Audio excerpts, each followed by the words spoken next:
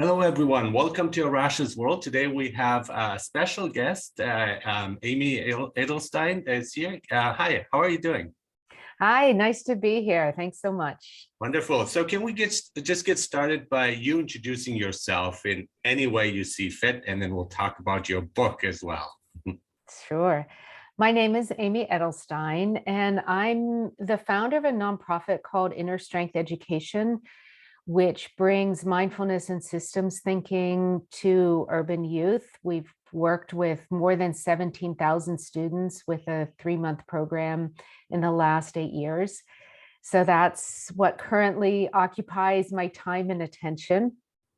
I started my own mindfulness practice in 1978 and have been an avid studier, publisher, researcher, and general explorer of different philosophies and systems of thinking and transformation since then. So I came to this before it was became as popular as it is now. I'm happy that it's so popular.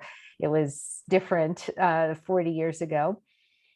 And I'm excited to share the insights from my new book, Adventure in Zanskar, which I wrote about a time that, even though it feels very close and present to me right now, was really almost 40 years ago, 39 years ago. Oh, goodness, great. Yeah. And again, yeah, mindfulness when it wasn't cool, when it wasn't trendy. So that is really important because you are a trendsetter. And so, but it's good when people recognize that and come back and acknowledge it and follow it. And I'm a huge fan of mindfulness. I think it is hugely important, and I want to get into that here a bit later. But let's start off with your book. So the title is Adventure in Zanskar: A Young Woman's Solitary Journey to Reach Physical and Metaphysical Heights. I like the fact that you're using metaphysical as well, because you're high in the mountains. And so you're in the Tibetan plateau in Zanskar, which is in India, which is the oldest Buddhist valley in the world. And so my first question is, what drew you towards that place? I was drawn there for two reasons. One was just the high mountains. The valley floor is 3,000 meters above sea level. And Zanskar, because it's ringed by these very high mountains that uh, go up to something, I think the highest is around 24,000 feet above sea level, which is really high. Um, so that was part of it, but the area itself has been protected from outside invaders, and the culture had remained pretty much the same for many hundreds of years. It's one of the oldest Buddhist valleys in the world.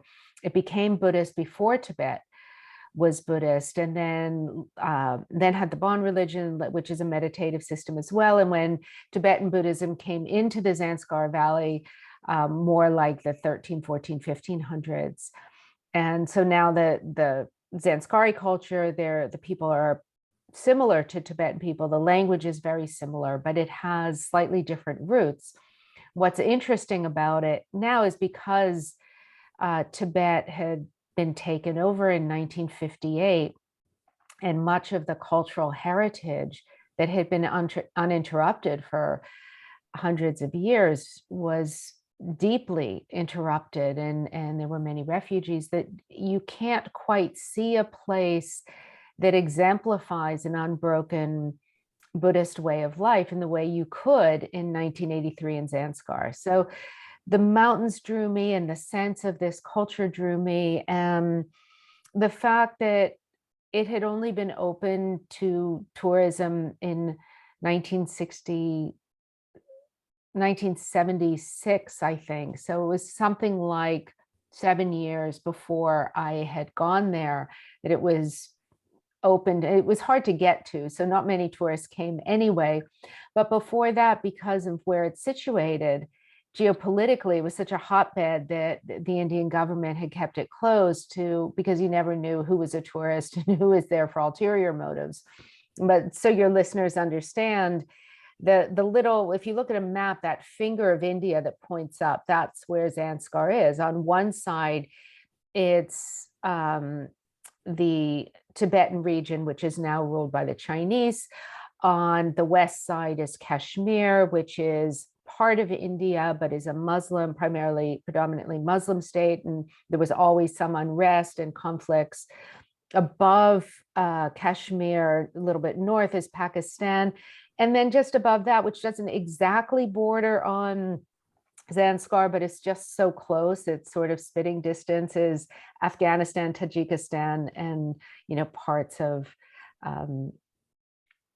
some conflicted areas in Eastern Russia. So it's just like this really kind of interesting little geographical gem of a place that became nestled between geopolitical conflicts. So it was closed.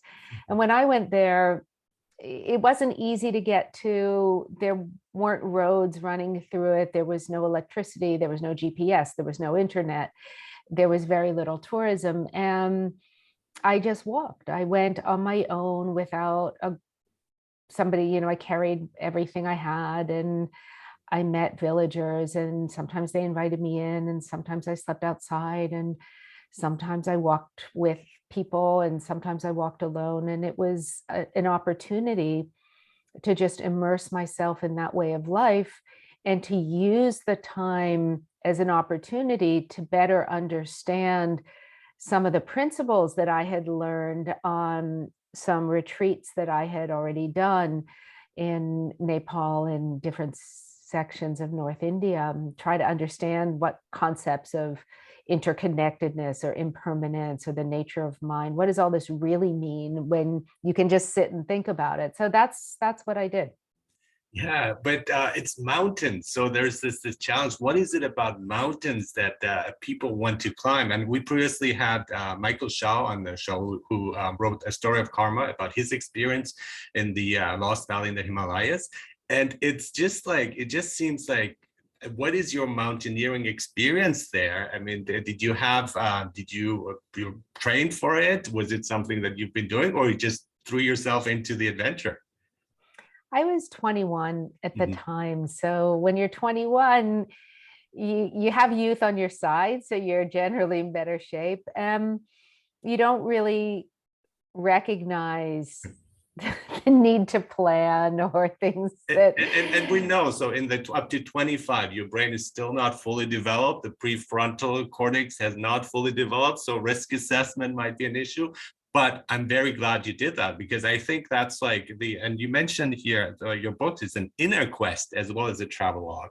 And that is hugely important. It's not just, I want to climb that mountain, I did it, here's, I could write it on my resume, on my CV. No, it's like something that you wanted to experience alongside these, the relationship between the inner journey and what we do as we are traveling. And walking in the high Himalayas, studying philosophy and meditation, I think that is something that is truly impressive. And Michael Shaw would talk about these Buddhist monks talking to him, and then inside, like behind him, there's this like amazing view of the world. And so it's just like so much more impressive, I would think, of being in the place where Buddhism is also lived and practiced.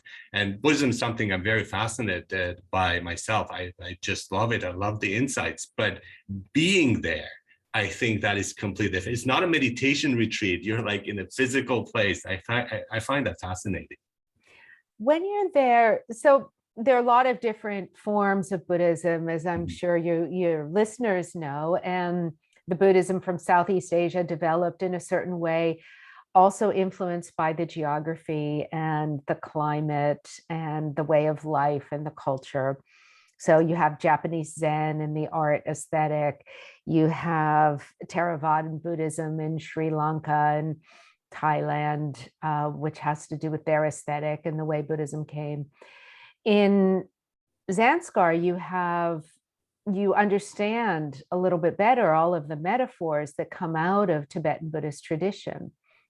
You understand when they describe awareness as the clear light of bliss, because when you're in this very high elevation, the light is different and the quality of air is different. And when you're crossing a mountaintop that's 5,100 meters, you look down on snow peaks, you look down on glaciers, you're really at the top of the world, and you're standing there, and all you see spread before you are these tremendous peaks with their nobility and majesty. And when the Tibetan Buddhists describe giving offerings to the Buddhas, that your offering is so large, it's as large as Mount Meru, which is this mythical huge mountain. You have a sense of what that looks like. So you understand that those metaphors and symbolism came out of their lived environment. And it all really makes sense. So you can start to understand how to look at the nature of mind as that clear light behind the clouds. You can get a visceral experiential sense.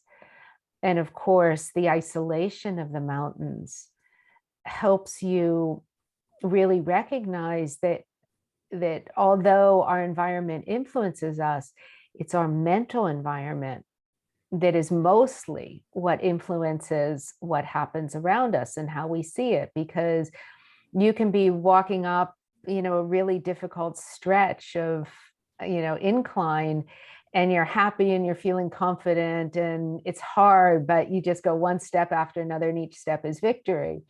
Or you can be struggling with self-doubt and discouragement and loneliness, and every step feels like you're carrying an extra 2,000 pounds. The path didn't change, but your mental state changed. And so in the Tibetan Buddhist teachings, what they're really saying over and over again is that all of the imagery or deities or practices are all really metaphors for your own quality and your own capacity.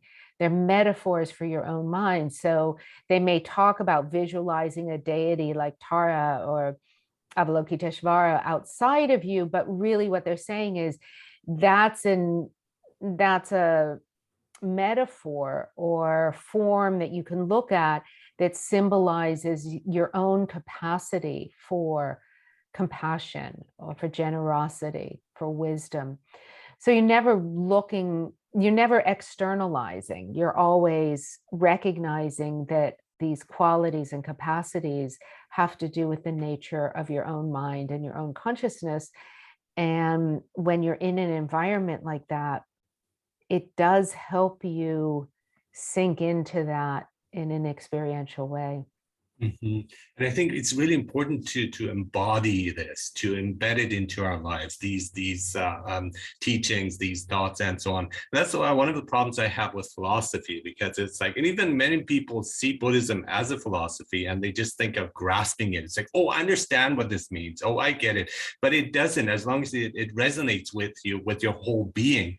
And you mentioned in your book the Goldilocks principle of humans, and I really like that. I think that's definitely true, because we are in a very interesting position as humans, because we're between the animals, but we're also between the step towards enlightenment. So we're in the right place. And you say we have enough free will to dive into our inherent Buddha. And I like also the term enough free will, because free will is something, again, some people debate it and so on. I think we have a certain amount, but we really have to tap into it. And what happens is many people understand intellectually what Buddhism is, but they don't connect with their emotions. So it's like something that's out there. And that is the main problem for me with philosophy. There's all these insights, but you're not using them in your daily life. And so, yeah, and I think we are in that position where we can take that leap into enlightenment or not, and that is where we do have a bit of free will. Right, because we don't know what cards we're dealt with. We don't know whether our past actions are influencing our life now, or whether there's some generalized karmic pot that manifests. I don't know how personalized it is. I don't really have experience at those levels. I think about it a lot. I read different things and look into my experience, but we have choice over how we're going to respond to our situation. And that's really what we can focus on with surety.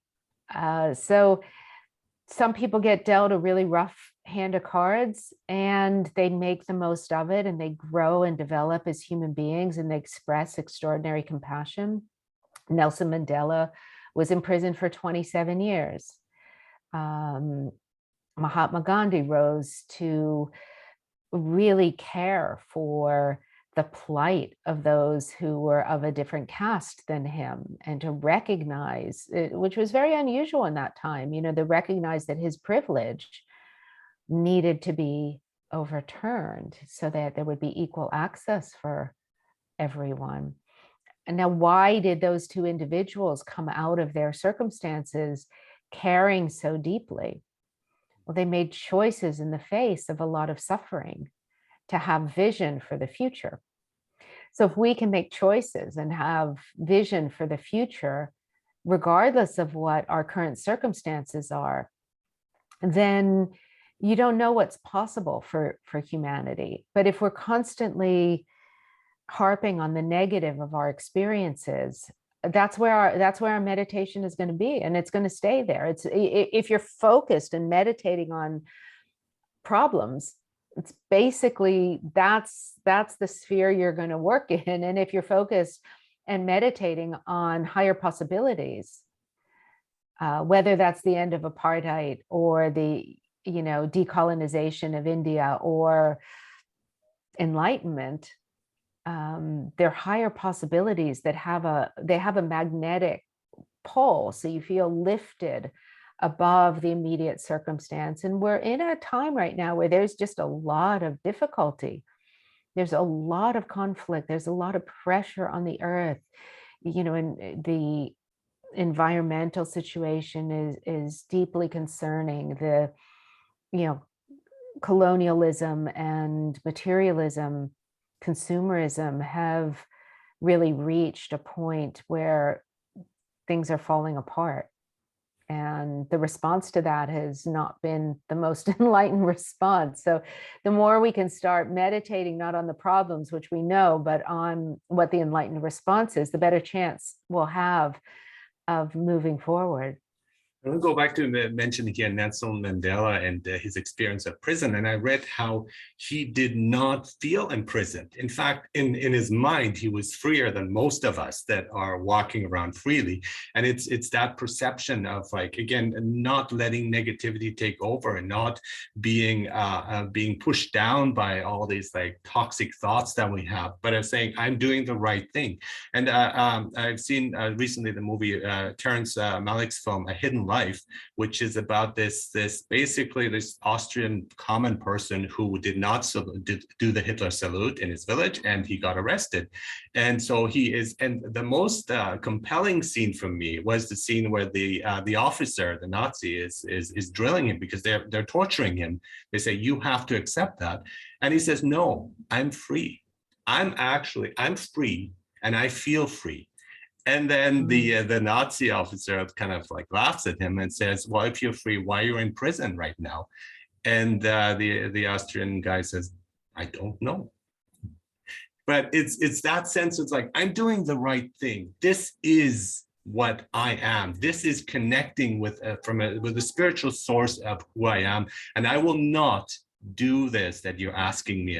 And so he held on to that. And so the same was with Nelson Mandela, who ended up being free and actually and making a lot of changes. But he held on to that it's more than an idea. It's more than an ideal as well. It's that sense of, I'm doing the right thing. This is who I am. This is my core authentic self, and I will go on with it despite the negativity, oppression, torture, and all that is going around.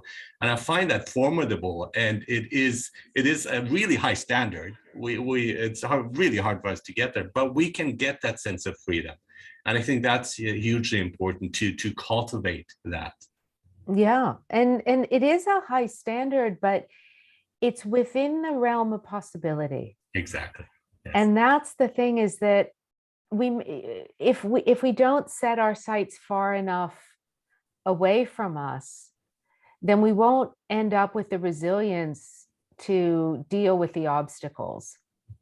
Because if you have a huge goal that's so far in the future, if you want to realize, if you want to become a Buddha, if you want to, whatever that means to you in terms of what's the most exalted possibility you could imagine, for care and compassion and discrimination and wisdom and lightness of being and connection and generosity and joy. So whatever the term is that you think of, but if you put your sights there, and then you're like, there are going to be obstacles, but of course there are going to be obstacles, because it's such a big mountain to climb. It's back to the adventure in Zanskar. I was crossing mountains that were greater than 5,000 meters. So some days were hard. Some days my legs were tired. Some days I felt like I couldn't make it. But the goal was so lofty, and I was committed, and I had no choice. I couldn't really turn back. It wasn't going to be any easier. So you just keep going forward. And if you're that committed and you can't turn back, then you just deal with the hardship. If you're not that committed to a really big goal, then in the face of the hardship, you're just going to go, I'm going to stay in bed. I'm not going to try. It's that faith and confidence that many people are lacking here in terms of also mental health. I think a lot of us are just like traumatized by things, and we are afraid of things, and we are afraid of facing many things and avoid them. And it's actually, in terms of Buddhism, we realize that this is actually just our mind projecting various things, and it's an illusion. There are a lot of bad things happening, of course, in the world, but we got this. And it's that sense of like, I can do this. I can, and it's not just positive thinking. It's like, okay, yeah, I guess. No, it's like feeling it in the fibers, in all your fibers of your being. I can climb this mountain. And I think we all have those mountains, but a lot of us either don't want to face it. We don't want to take on the challenges. We're afraid we will fail, and we just let it drag us down. And I think that where mindfulness can put that in perspective, I think. I think I would say it slightly differently, if I might, because Sure. we don't know if we're going to succeed, but we know we can give everything to trying. Well, And I mean, it depends. But the question is, what do you mean by success? Well, it might have happened that I didn't, that I slipped and fell and I didn't make it over the mountain. That's within the realm of possibility. Or, it could have happened that, Viktor Frankl didn't survive in the concentration camps, or Nelson Mandela died in prison. Those things could have happened. Mm-hmm. So we can't, and I work in a city where there's a lot of poverty and there's a lot of violence. And so there are objectively very real challenges to life. So we can set our sights on Buddhahood.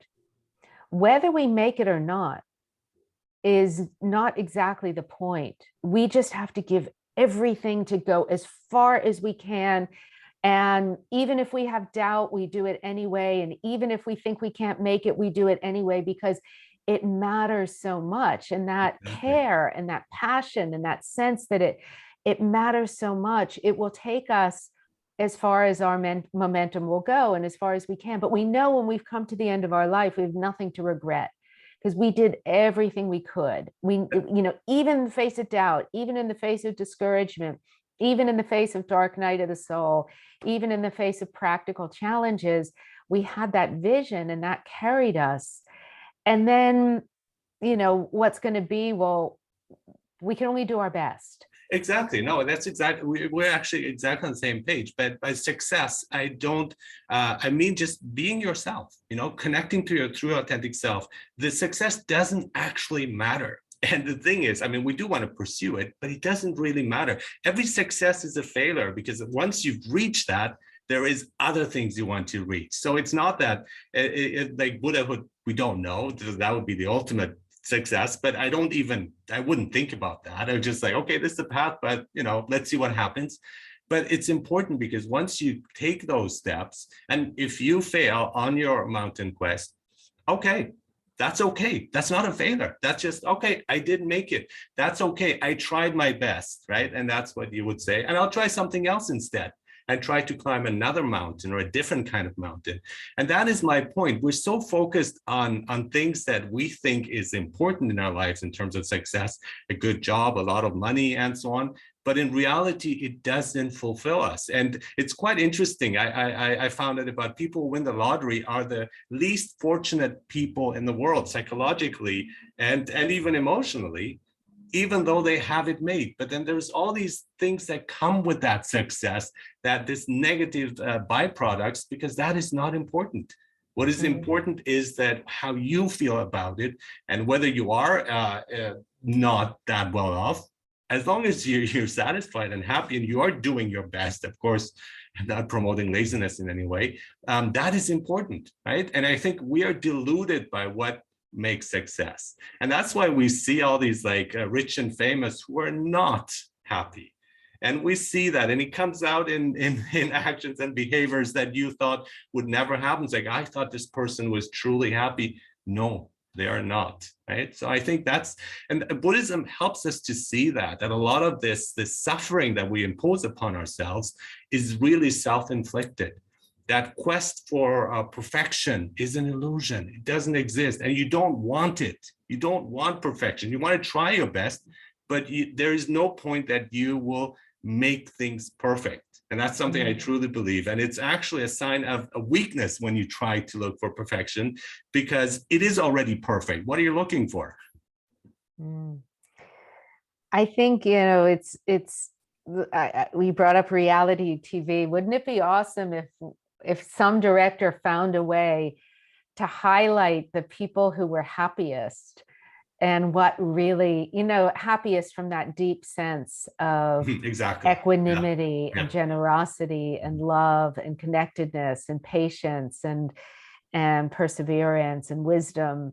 So if we could have a reality TV show that looked at those people instead of Survivor or some of the other reality TV shows, and highlighted what is it?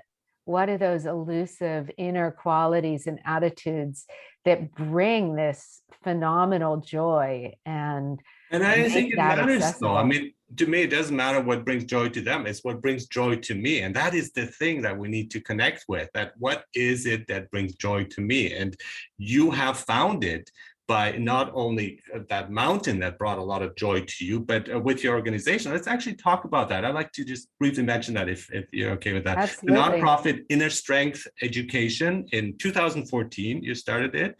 And you're looking at mindfulness, which is, again, something that I highly encourage. And I see it different from meditation, though. And just to make that clear, and let's see on the same page here, meditation can be misused. Meditation can be used as an escape, as trying to escape your reality and say, okay, I want to go there and I feel peaceful and like a place. Whereas mindfulness, I see it more as embodied. Like, I am mindful, I am in the present, I am in my surroundings, and it's something that we can do on a constant basis. You don't need a room to sit down. I'm taking a walk, I'm mindful. And I think that's important. You also look at systems thinking, which is, I really like that. It's basically for me like CBT, but more focused CBT. I was like, this is where I want to be, and so on. Like having clear visions, as you're saying, clear goals. That is hugely important, as long as the goals are not overwhelming. We don't get disappointed. We don't feel failure. Right. And so on. Yeah. Part of what, mindfulness can be both, as you describe, mindful awareness, so paying attention in the present. It can also be a group of techniques and tools like watching the breath or watching sensation as Sure. a guide. And systems thinking, we look at large scale systems and how it impacts us personally. So 300 million years of the development of the brain. What does it mean to be a paleontologist of the self? How can we dig into our responses and look at theories of how we react based on 300 million years of brain science? So we're looking at large scale systems, and how has culture changed as we've grown in the postmodern era to have more agency, more choice, more opportunity for individual expression, but less social support. How does that compare to simpler, earlier times where we all wore the same shoes and the same dress and ate the same food and sang the same songs? So there was less opportunity for individuation, but there was greater social support. So there are ups and downs of both. So we're looking at these large scale systems and how does that impact you? And I work with adolescents. So I work with 9th through 12th graders. In the American system, that's something like 13 to 19, roughly, 14 to 18-year-olds. And that's the time when youth are beginning to individualize and think about, well, what are my passions? What do I want to be? What do I care about? What's my hairstyle? What's my unique expression? Who am I and what am I doing here?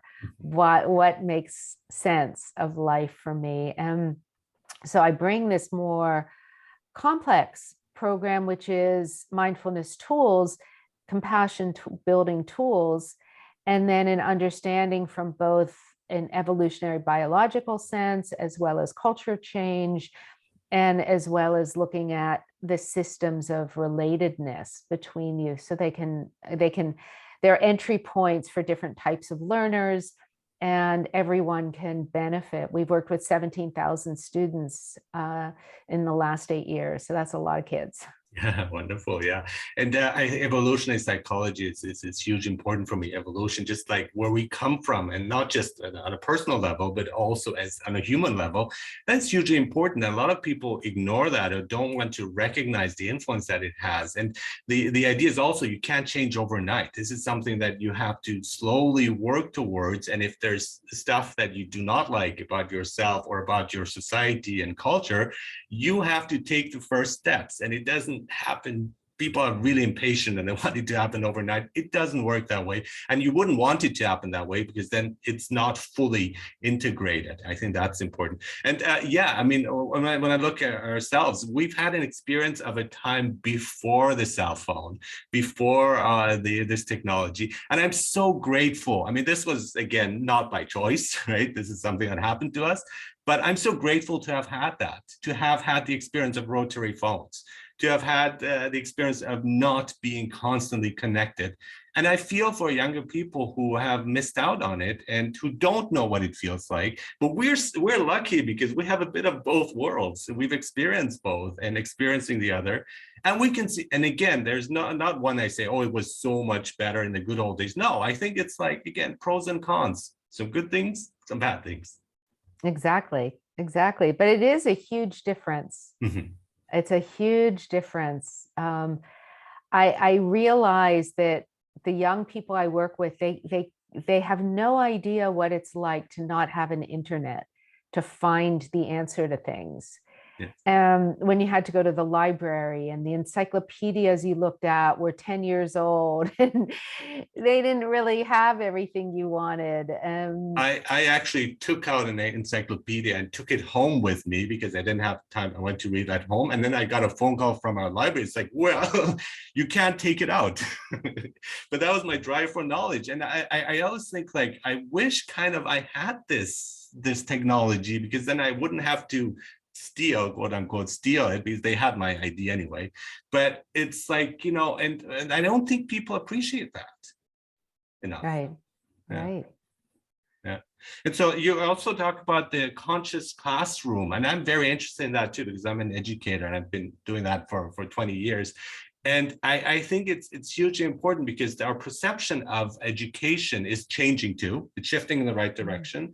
but it hasn't always been that way. And I found it frustrating. And that was the bad part of our time, where you just have to listen to a lecture and you have to take in everything they're telling. And it's often boring because not a lot of them were good at lecturing. And also our mind cannot take in all that stuff. So it's normal to get bored after an hour and a half of droning. So and I think now where it's more interactive, it's more taking into account the knowledge of the student, their capacities, and working with that instead of trying to instill our own ideas onto that. And it really, like, critical thinking, just developing that and making them think and making them disagree with you. I love it when my students disagree with me. It's like, thank you. I don't feel bad about it. This is great because you're learning. Exactly. Yeah. Exactly. So with the conscious classroom programs, we support both teachers and students to, as you said, to develop critical thinking, to develop that love of learning that you described of yourself, the questioning, the thirst, the wanting to think about things and put things together in an innovative way, and wanting to explore inner and outer. How do we work? How does the world work? How do we make it work better? Not just fixing this or that problem, but really how can we lean into this in a multi-dimensional way and see where we end up. And I agree with you that there's a lot more project-based learning. And in some ways, the pandemic, which forced a lot of schools online, forced a lot more independent work on the students' part. I think overall, the virtual learning had a very detrimental effect. That's what I've seen. It's been really hard on students as well as teachers, but really hard on the students. But as we come back together in the classroom, I think we're in a shift now where there's a recognition that a lot of the standard material can be online, and then a lot of the time can be in exploration. And so a teacher is guiding the exploration. The teacher is teaching a student how to learn, which is probably the most valuable thing we can do as teachers. And that's why I bring them the self-exploration and the mindfulness through inner strength education, because that was the most important thing for me. I think for me, before the pandemic, I had a very negative view of technology and virtual learning and so on. But since then, I've changed. And I think there's a lot of potential. And when you say it's mostly negative, I disagree. I think there's a lot of positive there. But ideally, we want a hybrid and really taking advantage of both possibilities. Same way, if we could go back to a time where we have maybe a few days without a cell phone and other days that we use a cell phone, that would be ideal. And I think we really need to explore the technology that we have at hand and really take advantage of it in terms of learning, in terms of growth, in terms of mental health. And it is happening. And I'm very happy to see that, but it can't be the only way, right? So we need that person-to-person contact. A Zoom call is great, but if we're in the same room, it would be so much better. I agree with that. But however, it makes our life more convenient. It helps us. And I think really take advantage of both is hugely important in education, especially. Yeah. Absolutely. And it's also creating like a global connection there, because with this you can work with students who are in your district, but you can also work with students who are in a completely different country, who are maybe from Zanskar. If they have the internet connection, they can also take advantage of your lessons. And I think that is globalizing everything in a good way, not here in a negative sense. Yeah, well, I've certainly benefited from being able to live in a more global culture. I mean, it's been great speaking with you about all of these things. I really applaud you on having this podcast and bringing these ideas together and exploring philosophically. It's been really great to be able to talk with you. Yes, thank you so much. So just want to remind everyone, the book is Adventure in Zanskar, a young woman's solitary journey to reach physical and metaphysical heights. And you also have your nonprofit, Inner Strength Education, that you started. And you also have a book on the conscious classroom. So I would like to plug that in as well. And thank you so much for being here on Rash's World, for talking about these ideas. We've moved from mountains to Buddhism to the classroom. just wonderful conversation here. Thank you so much for being here, Amy. Thank you. Take care.